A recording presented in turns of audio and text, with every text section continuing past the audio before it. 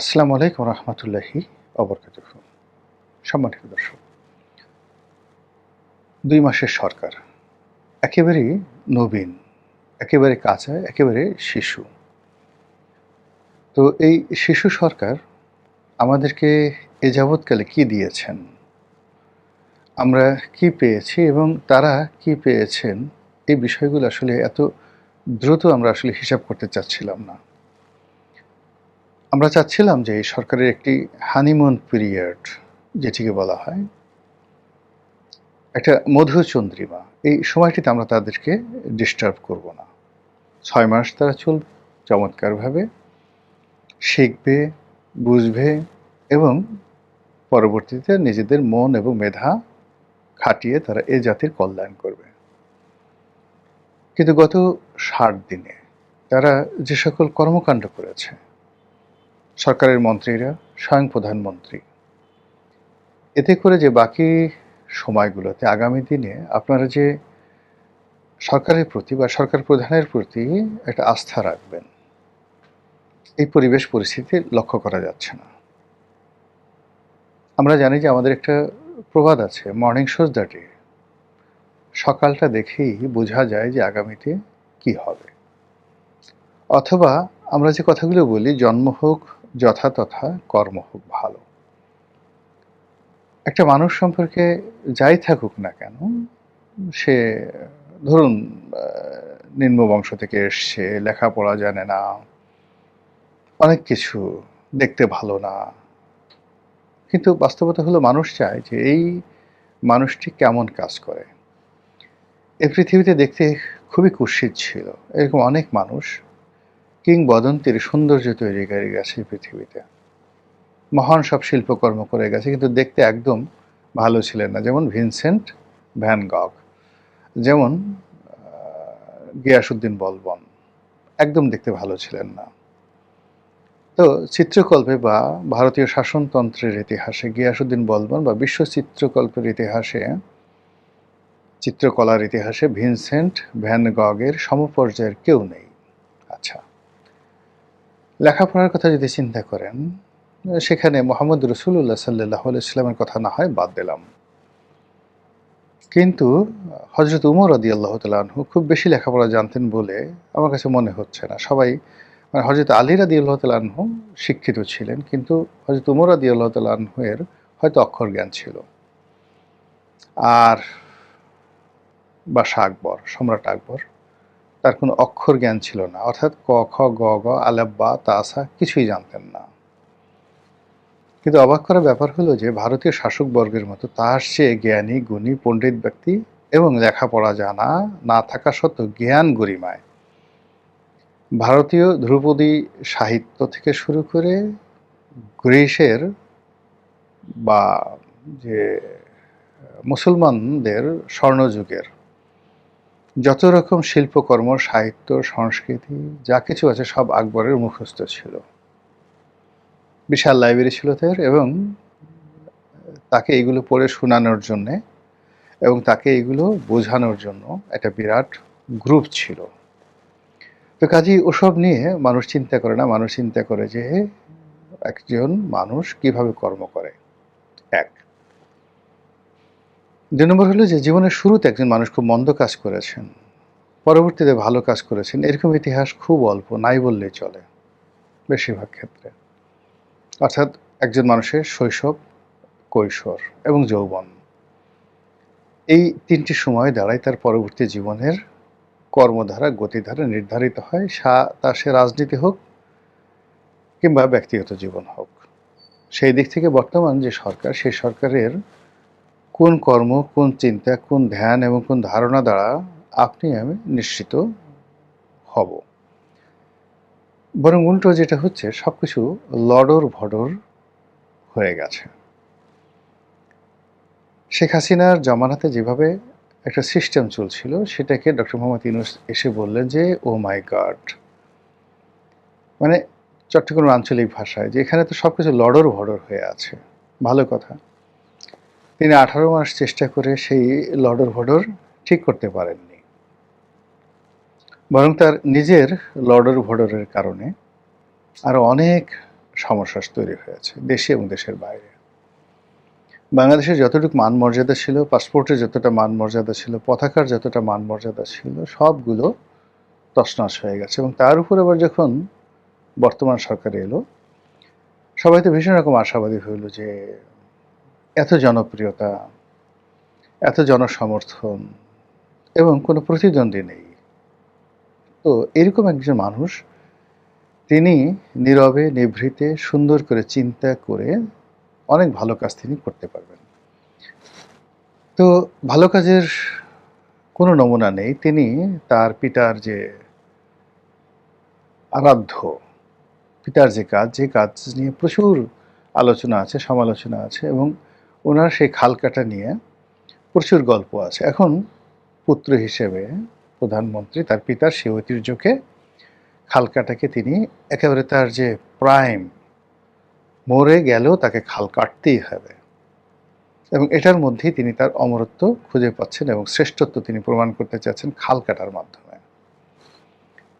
দ্বিতীয়ত হলো অদ্ভুত একটা বিষয় তার মাথায় ঢুকে গেছে, যে কোনো বিষয় হলো কার্ড দেওয়া। ইতিমধ্যে এই যে তিনি যে কথায় কথায় কার্ড দিতে চাচ্ছেন, ফ্যামিলি কার্ড, কৃষক card, diesel card, education card, এরকম অসংখ্য কার্ডের নাম চলে আসছে। আর সর্বশেষ যেটি হচ্ছে সেটি হলো এলপিজি কার্ড, গৃহিণীদের জন্য এলপিজি কার্ড। এটা নিয়ে রাজনৈতিক অঙ্গনে ঠাট্টা চলছে, ট্রল চলছে। তাকে নিয়ে যে সকল কথাবার্তা বলা হচ্ছে, তাতে করে কি হলো, প্রধানমন্ত্রীর যে একটা ভারসাম্য কিংবা প্রধানমন্ত্রীর যে একটা ভাব গাম্ভীর্য, এখানে আমি দুটো শব্দ বলছি, ভারসাম্য।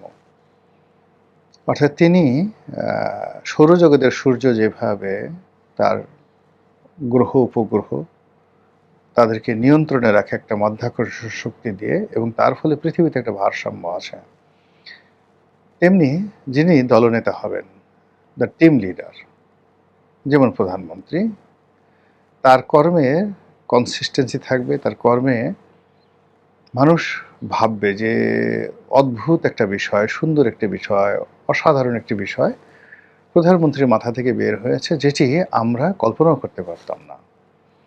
আর সেটা না হওয়া পর্যন্ত আসলে মানুষ নেতৃত্ব মানতে চায় না। নেতাকে সবসময় নিজের চাইতে বড় হতে হয়। আমাদের সমাজে যারা লোকজন আছেন, দার্শনিক আছেন, কবি আছেন, সাহিত্যিক আছেন, নৃত্যশিল্পী আছেন, অভিনেতা আছেন, অভিনেত্রী আছেন, চোর, গুন্ডা, বদমাইশ, ডাকাত, কি না আছেন। তো সকলের কাছে একটা মেসেজ যেতে হবে যে প্রধানমন্ত্রী তার চাইতে বেশি বুঝেন, বেশি জানেন, বেশি শক্তিশালী। এখন এটা তো একজন মানুষের পক্ষে সম্ভব নয়। যেমন ধরুন আমি সাহিত্য জানি, কিন্তু আমি শিল্প জানি না। ধরুন আমি শিল্প জানি, আমি খেলাধুলা জানি না। তো প্রধানমন্ত্রী যিনি হন বা রাজা হন, যিনি সম্রাট হন, তিনি আসলে একটা ইনস্টিটিউশন। তিনি এই অভাবটা পূর্ণ করেন, তার রাজ্যের বা সাম্রাজ্যের সবচেয়ে শ্রেষ্ঠতম মানুষগুলোকে তিনি সংগ্রহ করেন। বিজ্ঞানী, সাহিত্যিক, কবি, মানে তার যে কালেকশন, সেই কালেকশনের সমপর্যায়ের লোক বাংলাদেশে থাকবে না। এবং তিনি যখন যার সঙ্গে বৈঠক করবেন, যে পেশার সঙ্গে, যে শ্রেণীর সঙ্গে কথা বলবেন, তখন ওই বিষয়ে যিনি সর্বশ্রেষ্ঠ এক্সপার্ট, তিনি তার পাশে থাকবেন, তার সঙ্গে তিনি পরামর্শ করবেন এবং প্রধানমন্ত্রী শুনবেন, সিদ্ধান্ত দিবেন এবং যারা আসবেন তারা বুঝবেন যে প্রধানমন্ত্রী আসলে বিষয়টা জানেন। কিন্তু আমাদের এই যে যিনি এখন বর্তমানে এসেছেন, জনাব তারেক রহমান, এখন পর্যন্ত তার আশেপাশে ওইরকম কোনো এক্সপার্ট দেখা যাচ্ছে না। এদের অনেকেই অনভিজ্ঞ, অনেকেই নবীন, তার চেয়েও নবীন। আর এদের যে লেখাপড়া, বাস্তব জীবনের যে সফলতা, এই বিষয়গুলো মানুষকে আকর্ষণ করবে এরকম একজন সিঙ্গেল লোক প্রধানমন্ত্রীর চারিদিকে নেই। বরং সব কিছুই মনে হচ্ছে যে একটা স্টেজ শো হচ্ছে, স্টেজ পারফরম্যান্স। খুব অল্প সময়ের জন্য কেউ মঞ্চে উঠেছেন এবং দর্শকদেরকে এন্টারটেইন করার জন্য যা কিছু করা দরকার, যেভাবে একজন এন্টারটেইনার করে, সেইভাবে এই পার্লামেন্টে যারা সদস্য রয়েছেন, বিএনপির এই মুহূর্তে যাদের হাতে ক্ষমতার যে সকল জিনিস রয়েছে, মানে ইনস্ট্রুমেন্টগুলো রয়েছে, তারা সেই চেষ্টাই করছেন। কিন্তু অন দ্য লং রানে একটা দেশের যে স্থাপত্য, একটা দেশের শিক্ষা, দীক্ষা, কৃষ্টি, কালচার, প্রশাসন, অর্থনীতি, রাজনীতি, সমাজনীতি, ধর্ম, কর্ম, এমনকি প্রেম ভালোবাসা, এই জায়গাগুলোতে বর্তমান সরকারের যে ধীশক্তি, কল্পনা শক্তি, এইগুলো সংযুক্ত হয়নি। তো যেটা বলছিলাম যে এর মধ্যেই কোনো কিছু না করে ৬০ দিনের মধ্যে যদি সরকারকে আপনি অ্যাসার্টেন করতে চান, পয়েন্ট আউট করতে চান, তাহলে এটা বলতে পারেন এটি খাল কাটার সরকার, এটি কার্ড দেওয়ার সরকার, মানুষকে শুধু কার্ড দিচ্ছে। এখন এই কার্ড নিয়ে সংক্ষেপে কিছু কথা বলে আমি আমার এই বক্তব্য শেষ করব। কার্ড কখন দেয়া হয়? যখন কোনো একটা বিষয়, মানে রেশনিং কখন করা হয়? যখন সাপ্লাই থাকে অল্প কিন্তু চাহিদা থাকে সীমাহীন, তখন রেশনিং করে জিনিসপত্র দেওয়া হয়, যেটি আমাদের যে সারা দুনিয়ার মুক্তবাজার অর্থনীতি, অর্থাৎ আমাদের যে দেশটা ভালো চলছে, দেশে টাকা আছে, পয়সা আছে এবং আমাদের কোনো অর্থ সংকট নেই, এর সাথে কন্ট্রাডিক্ট করে, অর্থাৎ কনফ্লিক্ট করে। এখন মুক্তবাজার অর্থনীতির মূল ধারণা হলো যে আমি নিজের ইচ্ছা মতো পরিশ্রম করব, আয় উপার্জন করব, আর আমার টাকা আমি আমার ইচ্ছা মতো খরচ করব, এমনকি আমার টাকা আমি পৃথিবীর যে কোনো দেশে নিয়ে যেতে পারবো। এটা হলো মুক্তবাজার অর্থনীতির যে অর্থনীতিটা সিঙ্গাপুরে আছে, হংকংয়ে আছে, দুবাইতে আছে, আমেরিকাতে আছে, ইউরোপে আছে। আর সরকার শুধুমাত্র নজরদারি করবে যে আমি আমার উপার্জিত অর্থ রাষ্ট্রের বিরুদ্ধে খরচ করি কিনা, দেশ জাতির বিরুদ্ধে খরচ করি কিনা, এমনকি আমি আমার নিজের বিরুদ্ধে অপচয় করি কিনা, এটা সরকার তদারক করবে। আর আমার যে আয়, সে আয়ের উপরে সরকারের একটা হক আছে, ট্যাক্স আছে, সেটা সে আদায় করবে। বাকি সব কিছুতে আমি থাকবো ফ্রি। তো সেক্ষেত্রে আমি ডিজেল পাচ্ছি না, এলপিজি পাচ্ছি না, কোনো কিছু পাচ্ছি না, যেগুলো আবার সরকার ওপেন করে দিচ্ছে না। সরকার যদি বলতো যে বাংলাদেশের যে কোনো লোক এখন ডিজেল আমদানি করতে পারবে, anybody, market is competition, বিপিসিও করবে, প্রাইভেটও করবে, আপনি দেখবেন সমস্যা ১ ঘন্টার মধ্যে সমাধান হয়ে যাবে।